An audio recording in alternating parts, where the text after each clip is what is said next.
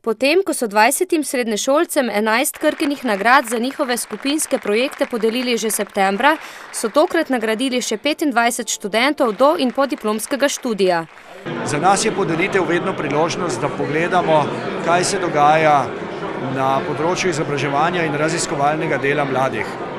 Ti mladi bodo nekoč naši zaposleni. Zato je pomembno, da na eni strani usmerjamo njihovo delo, nagrajujemo delo na tistih področjih, ki so najpomembnejša za nas. Na drugi strani pa spodbujajo vse k ustvarjanju, raziskovanju in optimizmu, dodaja Rotar. Na razpis za Krkine nagrade se vsako leto prijavi več kandidatov z doktorskimi nalogami, ki v slovenskem prostoru pomembno prispevajo k znanstveni odličnosti in kakovosti raziskovalnega dela. Med 30 nagrajenci je bila letos več kot polovica doktorjev znanosti. To je vsekakor spodbuda, tudi čast, in ugledna nagrada je, vsekakor da tudi dodatno motivacijo za nadaljnje raziskovanje in delo.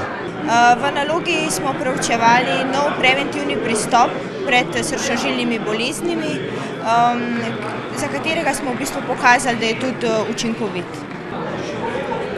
Jaz sem se prijavila za Krkine nagrade z naslovom Od priprave zdravila Nalgecin S do njegovega internetnega oglaševanja v slovenskem znakovnem jeziku. To je pomembno, ker mi tudi v današnjem času pozabljamo na invalide.